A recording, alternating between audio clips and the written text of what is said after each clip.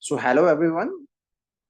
Today we would be discussing a key topic, which is ratio analysis. It is one of the important topics, and usually it covers about 20% of your examination. And trust me, guys, this topic is pretty important from the point of view of scoring. So, this topic is easy, a bit lengthy, but then it gives you an opportunity to score as well. So, the topic for today would be ratio analysis. So before understanding what is ratio analysis, let's try to understand what is a ratio. So ratio is actually a number. So it's just a number or a relationship between two numbers. So I'm pretty sure that you guys have been doing the blood test now and then. And when you do a blood test, you always get a report. And that report will always have a significant value. So for example, if you do a sugar test, that sugar test will have a reference which will give you your sugar value. So that sugar value has to be in a relevant reference range so that the doctor could understand whether your sugar levels are high or your sugar levels are low. So that number which is going to come when you give your blood and everything is processed, that number is basically a ratio. So whenever we talk about a ratio, it's actually a standalone number which has to be interpreted with a reference range which it has. And that's how we also do it in our financial statements and in our financial analysis as well. So ratio itself is only a number, but it has to be put into a context. Without context, that number doesn't have a value. So when you put it into a reference range or into a context, that will help you to understand whether the company's growth is basically companies having a higher growth or a negative growth. So that helps you to understand what exactly is happening with the company's financials. So it could be the same company which you can compare with ratios at a given point of time, or probably over a certain point of time. So it could be a single company over a single period or multiple periods. It could be one company compared to other company, or it could be your expectations which you are comparing with your budgeted figures. So it could be anything. So let's say, for example, a company like Reliance, you can compare a ratio for Reliance and compare the ratio for Reliance based on 2025 data, Jan versus March, or you can compare 2024 versus 2023, or vice versa. So that is same company over the time or same company over different time frames. Or you can compare Reliance versus Tata. Or if there are management expectations, then you can compare the management expectations, for example, in terms of profitability versus profitability of, let's say, 2025 versus profitability of 2024. So that gives you a scope and makes you understand that it has to be always being taken into consideration with respect to a reference range, and it cannot be interpreted alone. So now the most important factor for us to understand is the ratios are basically based on the accounting data. So if the accounting data is incorrect, the ratios would also go wrong. So what are those key factors which we need to understand when it comes to ratio analysis? So there are a couple of things which you need to understand is that different accounting methods are being used, which will give you different answers with respect to your ratios. So let's say, for example, you're calculating an inventory ratio.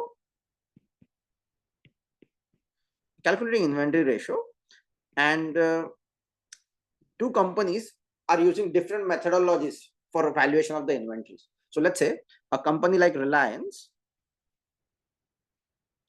is using, let's say, weighted average method, and a company like Tata is using, let's say, FIFO method for valuation.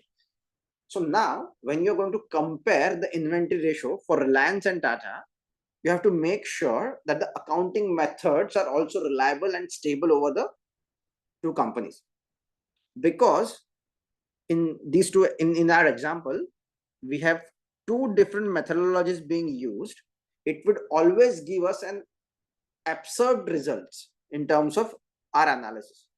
So that's why it is very important to understand the fact that when you're analyzing a ratio, how do you arrive at that calculation, or what is the method you're using to arrive at that calculation is going to help you to understand your relativity of your ratios. For example, in case of fixed asset ratios, some of the fixed asset ratios use historical cost method to analyze the data, whereas some use the current value method. Because of this historical cost and current value method, of course, there would be a difference in the ratios. And when you're going to compare, that will also create a issue when you're comparing these two companies with respect to their fixed asset ratios. So what the point is that the accounting methods matters a lot. And that's why you need to understand if there is a ratio analysis which comes into your examination for two companies, and you want to compare those companies, and the question is asking you for some kind of an interpretation, the first thing you should always check is that whether a common accounting method is being used. So there should be a common accounting method before you start comparing. So the ratios and the financial has to be comparable. If the ratios and the financials are not comparable, then you'll have to make sure that you make those adjustment entries so that these become comparable. And that helps you to understand in analyzing the financial statement more accurately.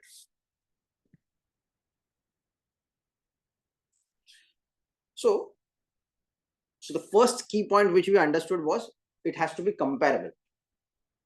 And the method of accounting should be same for everyone. But then there is another rule which you guys need to understand. So because some of the ratios travel along the balance sheet from the basically they travel from the balance sheet and they go to the income statement and vice versa. So there would be some ratios, like let's say there is a ratio which is called as inventory turnover ratio, which basically compares your P&L items and your balance sheet items. Okay. For example, there is another ratio which is called as accounts receivable turnover ratio, which again compares your P&L items versus your balance sheet items. So now the key important factor is that one of your element is coming from your profit and loss account, the other element is coming from your balance sheet. So again, there is an issue with the comparability, because the profit and loss is a statement in which all the figures are throughout the year. Whereas when you talk about balance sheet, it's as on a particular date. So balance sheet is a statement as on a particular date, whereas P&L shows you figures over the specific period of time. So that's why I'm sure that you guys have already had this experience in your probably BCom or MCom or probably in your 12th standard when you're doing the balance sheet analysis or probably creating the balance sheets. You would be in a position to name the reports, right? So how do you name the reports? So you always write it as profit and loss account for the year 2024. That means you're talking about the whole year. Whereas when you talk about the balance sheet, you say balance sheet as on a specific date, as on 31st of March, as on 31st of December, as on 30th of June. So it is always on a single date. So now the problem here is, because the balance sheet is on a single date and P&L is like a throughout the year concept, if you have a ratio which includes both items of profit and loss as well as the balance sheet, then again they're not comparable, and that's why we need to follow certain rules. So if the ratio includes balance sheet amounts and income statement amounts, then the balance sheet balances, I mean the amounts of the balance sheet have to be averaged up, and you cannot just take the year-end balances now. So let's say in one of the ratios I require closing stock, or probably I require a stock value. So you always know that stock is coming from your balance sheet item. Stock is basically a current asset and coming from a balance sheet item. So because it is a balance sheet item, and if your numerator or the denominator, depending upon what kind of a ratio you're using, if one of the element has a balance sheet item, then instead of just using the closing stock figures, you will have to add the opening stock to your closing stock, and then you'll have to make it an average. So opening plus closing divided by 2, that will give you an average stock which was present throughout the year with you. And that's how you compare with your profit and loss item. That's the one rule you need to understand. The second rule is with respect to the profit and loss account items. So let's say you started your business in the month of April, and because we are studying about US CMA, we are always going to consider 1st of Jan to 31st of December as our accounting cycle, irrespective of the fact that what we follow in India. So the cycle starts from 1st of Jan, XX. It ends at 31st of December, XX. But your business basically got started on the 1st of April, XX. So now what is going to happen is, for this period from 1st of April to 31st of December, that is the period in which you would be having your incomes, you would be having your profits, you would be having your expenses. But that expenses would only be for 9 months. Okay. So if the income statement amounts that are for less than a year should be annualized, that means you have to interpret it in such a way, or you have to recalculate the figures just to make sure that you cover up these pending 3 months as well. That's how you start comparing your figures with respect to your competitors, because your competitor would be in the market from past XYZ years, and then it would create a full year. So you have to make sure that whatever are the figures, you'll have to annualize those figures. Okay, whatever happens, you'll have to make sure that it becomes 12 months equivalent. And how do you do that? We have a couple of questions coming in at the later half, so that you guys need to understand how this practically works. But it's just like an amortization, which we basically do. I'm pretty sure that there would be people who would have been doing this prepaid amortizations in their companies, or probably I must have done this adjustment in their 12th BCom or MComs. So that it's just a similar adjustments. It's not that complicated. What we do is we just gross up the things. But then, so to understand, now we basically have 3 rules. The first rule was, if the accounting method is different, you'll have to make sure that the accounting method is correct and comparable. That's the first rule. The second rule is that if there is a balance sheet amount and the income statement amount, you'll have to adjust the balance sheet amount to make sure that you create the averages. Whereas the third rule is, if there is an income statement and it's like a partial thing, you have to make sure that you annualize the things. So these are the 3 main rules you guys need to understand when calculating the ratios. So till now, what we understood, or what we understand basically, is ratio is just a number. Without comparison, ratio is useless. It has to be always read in some kind of a context. It has 3 basic rules, 1, 2, 3. So you'll have to keep all these 3 rules in your mind when you start calculating the ratios.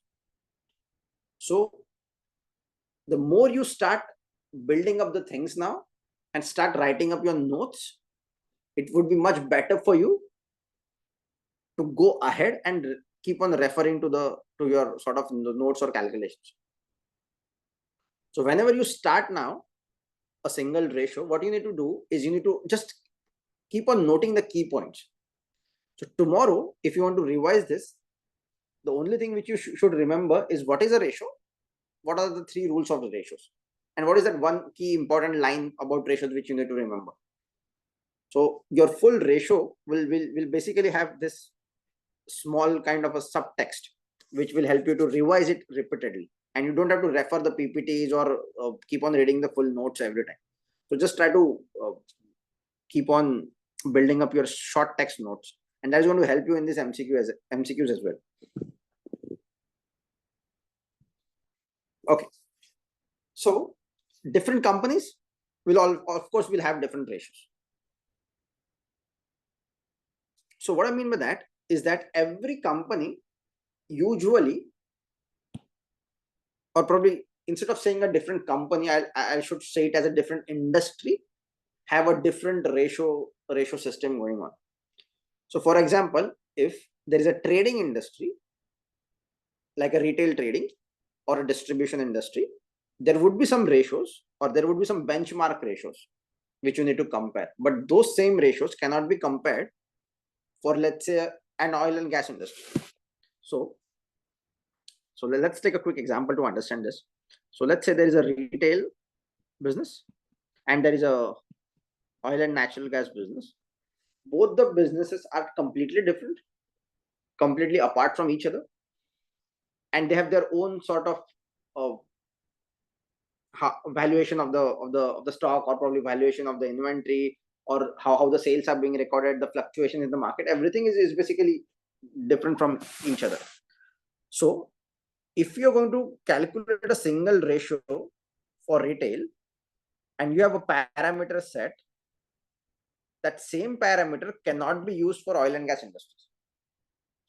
So when you are comparing the things, you have to be sure that a single ratio cannot be calculated in a similar way for all the companies. Or probably even if you calculate it, the comparison would be pretty absurd because they are completely different. So you have to make sure that you also have this point in mind. And IMA has published a list of ratios which we can use in the examinations. Okay, so IMA has given you a list and they have divided it beautifully into multiple parts, and only those ratios are relevant for us in the examination. But now what you guys need to understand is that these ratios or the formulas which are going to come in for the ratios will not be given to you in the examination. The formulas have to be memorized, and that is actually a kind of a very tricky task here. So understand the rules and remember the formulas. Formulas will not be provided to you in the examinations. What you need to understand now is if I am going to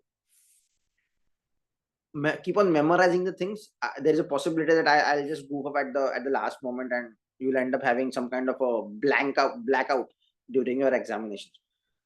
So there are a few methods or few small tricks which I am going to tell you how to interpret that ratio and how to remember that ratio as well. So if you start understanding the things, so it's basically a mathematical formula. So the moment you understand the mathematical formula, you would be in a better position to even recollect the ratios at the later stage. And we would be providing you a full list of the ratios and the formulas and how do you remember that and everything as we proceed along. Okay. So all this was basically a quick introduction on the ratios and why we need it and everything. But now the key important factor is that what are those important ratios which IMA wants us to learn and understand. So IMA what has done is they have divided the ratios into 5 categories: liquidity, leverage, capital structure and solvency, activity, profitability, and market ratios. So broadly, what we are going to do is we are going to study these 5 categories of ratios. And as we move on, slowly, we'll understand how these ratios basically impact our financial statements. And there is one personal thing which I would like to share is that just based on a single ratio, you are not supposed to make a decision. Okay. What you'll have to do is, as a management accountant, as a qualified CMAs, when you would be asked about your opinions on the balance sheet, on the profit and loss account, on the, or probably a project coming in, or whether should there would be an investment coming in or not. So when these kind of critical questions are being asked to you by your senior leadership, then you need to be very careful in answering these questions. So you cannot just answer it. You need some kind of a concrete evidences to support your suggestions or consulting. Whatever you're consulting has to be supported by kind of concrete evidences, and these evidences have to be corroborative. And what I mean by corroborative is that it should not be based on a single factor. It should be based on multiple factors saying the same thing. So let's say you did an analysis of the financial statements, and you understand that there is some problem with the liquidity. That means some of the liquidity ratios are basically having less than the benchmark. So just because the liquidity ratios are not good, you cannot just tell that the company is going to be insolvent in some days. No, that cannot be an interpretation. If that has to be an interpretation, then you will have to corroborate it with different ratios as well. So some of the other ratios should also tell you the same thing. Let's say the solvency ratio should also tell you that okay, the company has a crunch in the solvency part as well. Or probably capital structure is also telling you that there is a lot of debt in the company. A lot of debt in the company is again affecting your solvency. Solvency is again affecting your liquidity. So any standalone interpretation of all these ratios has to be avoided. So stand alone interpretations have to be avoided if you're doing a financial ratio analysis. So there is a difference between an amateur person and a qualified CMA or a professional, and this is the only difference. Probably an amateur person can also tell you how a liquidity ratio is calculated. You might have studied this in your BCom, MCom, or your previous studies. But then a CMA or a qualified professional like a CA, CPA, those guys will help you to understand as to how to interpret those ratios more effectively. And that's why I guess you guys are here and have joined this professional examination course. So a couple of things. Again, it has to be interpreted as in circumference with all the ratios as well. So standalone interpretation will basically give you a wrong output. Okay, so what do we need for the examinations now? Okay, so what IMA expects from you is you should know how to calculate these ratios. That is something which is a formula based kind of a situation. Also, IMA wants you to understand what the ratio means. So you also need to understand what is the definition of the ratio, and identify the ways in which the ratios can be changed. So what does that mean? Is that there would be some adjustments which are required when you're talking about ratios. So those adjustments, what happens if there is a certain adjustment made to the ratio? Whether the ratio will go up, whether the ratio will go down, or whether the ratio will create a favorable situation, unfavorable situation. That's what is what IMA is expecting from you. So now, what you guys need to do is, whenever we study a ratio, you try to break that ratio into these three parts. First of all, what is the calculation of the ratio? That is the formula thing. And what is the meaning of the ratio, and what are the alternatives which we can use? Okay, that's how we are going to slowly proceed in this section. Okay, the first ratio which we are going to understand is liquidity ratio. And it is one of the most important ratios or the basic red flag in the company, which tells you whether the company is going to survive in the long run. So when I talk about long run, what I mean by that is this is a ratio, like the liquidity ratio is going to help you to understand, is there a cash crunch in the company? Is there an issue with the payments? And payment, what I mean is short term. So why I have written this long term here is because ultimately, if the short term payments are not being made on time, it is going to affect you in the long run as well. So although technically liquidity ratio always deals with short term things, but then if the liquidity ratio is negative or is constantly giving you unfavorable results, then it means that in long term as well you might be having some kind of a serious trouble. So a liquidity ratio will help you to understand what is the liquidity position of the company. What do you mean by the liquidity position? It is the cash crunch of the company. Does the company have a cash crunch, or does the company have some kind of a payment related issues?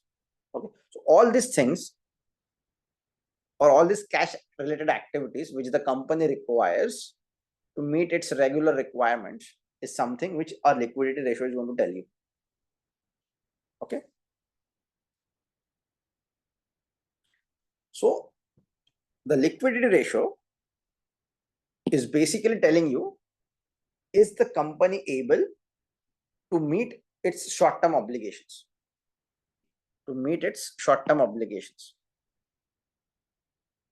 And how the company is going to meet the short-term obligations? By using the cash component.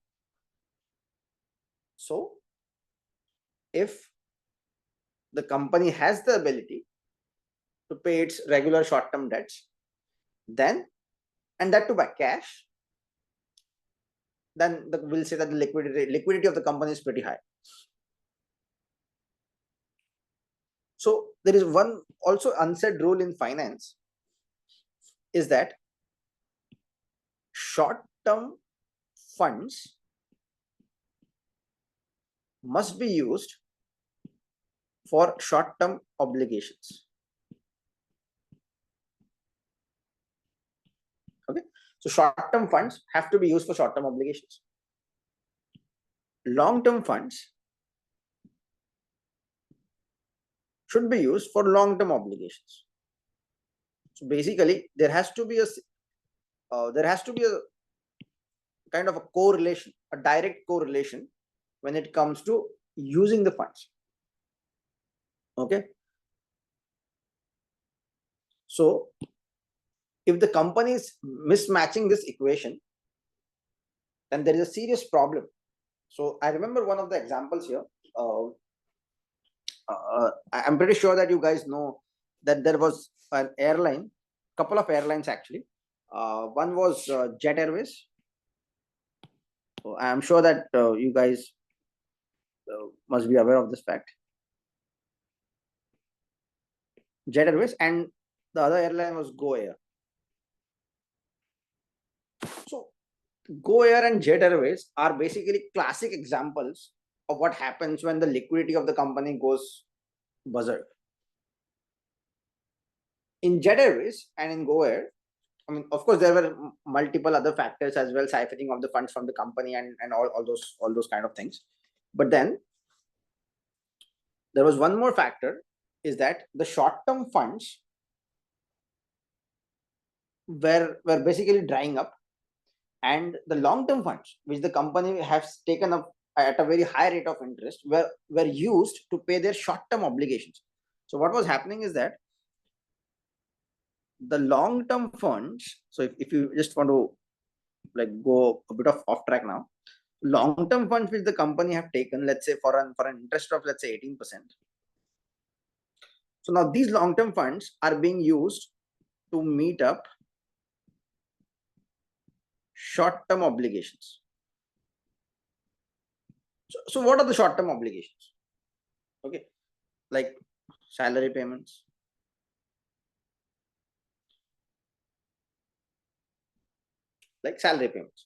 or probably like the regular expenses, or what you call as working capital. So all these things was being done by the funds which have been taken at a higher rate of interest and which was given for a long-term purpose. So what would be those long-term purpose is that, like, if you want to take a new aircraft, or you want to like refurbish some kind of an aircraft, or furnish any facilities at your dock bay or your terminal.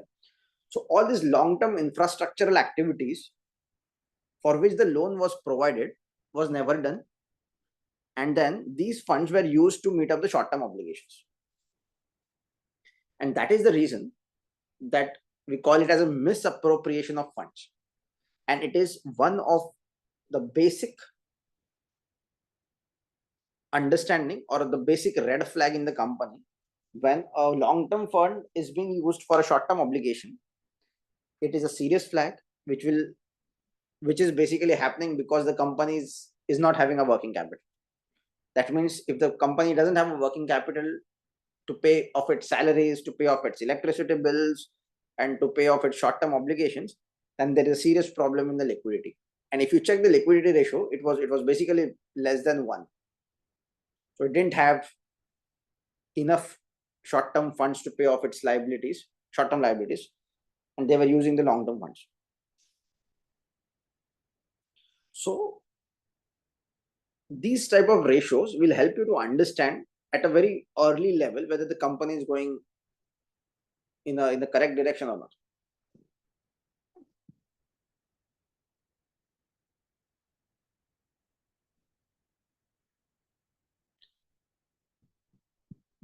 Okay.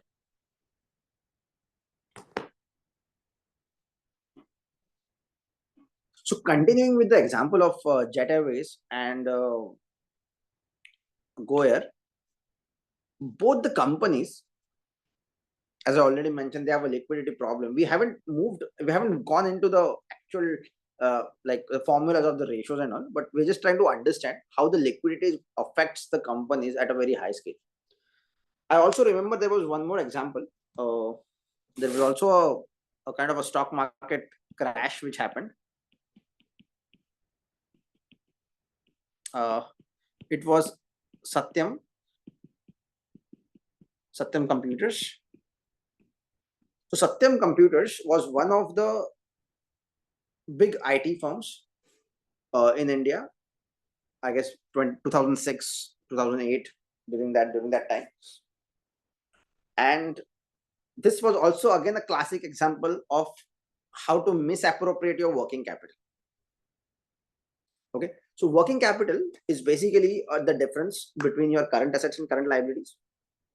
So if you take your current assets and you remove your current liabilities out of it, whatever you get is your working capital. Okay, so what you want is you want your assets to be on the higher side and liabilities to be on the lower side, so that your working capital is high, so that it helps you to understand, or it helps you to pay off your regular debts. So what does working capital do is working capital bridges the gap between production process and collection. So whatever you're processing and whatever you're collecting.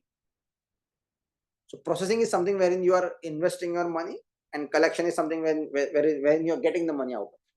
And these are the two things. Of course, the cash collection should be on the higher side. That is your current assets. Production process is basically your current liability. That is you're investing there. And that's the difference which is going to help you to understand what is the working capital.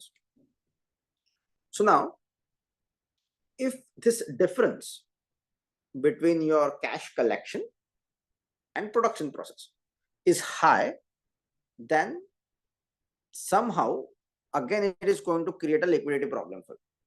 So whatever ratios we are going to study at a later part under liquidity somehow are related to cash, or probably cash generation, and somehow the cash is not getting generated on time, due to which there is a cash crunch.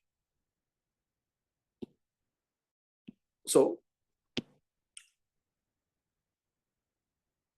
when you start your production process, you invest in your raw materials. Okay, that means this is something which you purchase, or you purchase from your vendors, and you're liable to pay to your vendors. So this becomes your current liability. And then from the raw material, you prepare your finished goods. And from the finished goods, you do the sale. And after that, you get your cash. And this is your current assets. So this is like a very short cycle. What basically happens in any of the business, whether it is service, whether it is production, doesn't matter. But this is like a typical cycle which happens.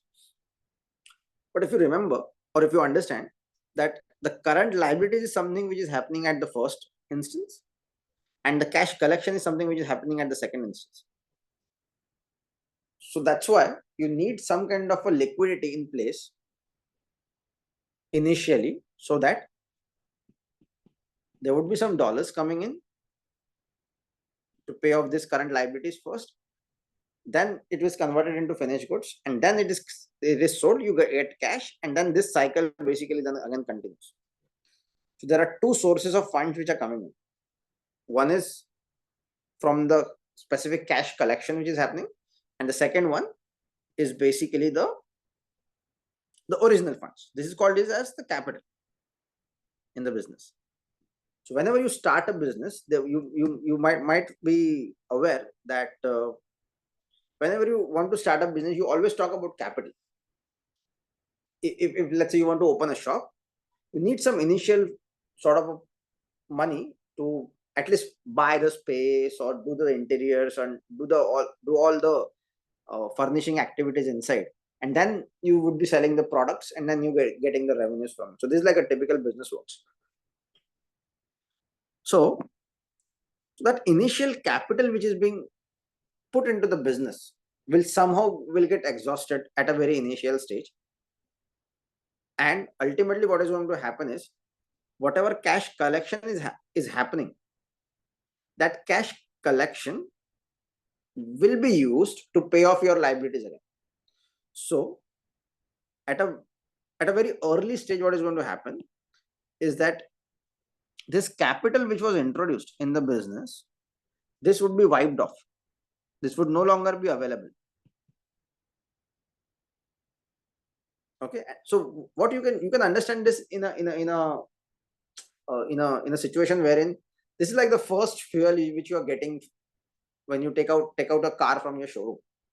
So when you go to a showroom to buy a car, they always put some kind of a fuel into it, right? So that at least you can reach from the showroom to the nearest petrol station. And because of that, so it's hardly a few liters of petrol which is being provided to you by the vendors basically. So that is like a capital, initial capital, which ultimately is going to just help you to start the business or punch in the business. It's just like an ignition which is happening. But ultimately what is going to happen is, whatever is the cash you are generating from the business is something which has to be used to pay off your debts. That is how the working capital or an operating cycle works. So you sell the things, you take the money, you book the profit, you pay off your vendors, and ultimately what you have is left with a positive cash. So that's why it says that there is a gap between the production process and the cash collection. And the higher the gap it is, the more problem it is going to create for you. Okay. So we have a different session on how the working capital and all works basically. But then this was just a quick introduction of it. And coming back to that Satyam example, Satyam was basically a company operated in IT sector, and it didn't had enough funds to pay off your regular working capital. So what it used to do is that it used to take up the funds, long-term funds, to pump up the regular activities. And because of this mismanagement, again, there was a big kind of a financial scam which was being exposed, and due to which the company basically was taken over by Mahindra later on. But then again, what happens is, if there is a lot of gap between your production and cash generation, it is kind of a thing which needs to be quickly addressed, because the more the gap, the lesser probability is that it is going to recover on time. So for every industry, there are a few things which basically help you to understand what should be the relevant gap between like two operating cycles. So every industry has its own norms, every industry has its own uh, kind of operating cycle durations, and that is going to help you to understand whether the company is actually going with par with the industry, or it is just lagging behind. So the rest of the things will continue in the next session, guys. I do appreciate you coming and sparing such a wonderful time here. If you have any queries, just feel free to email the coordinator.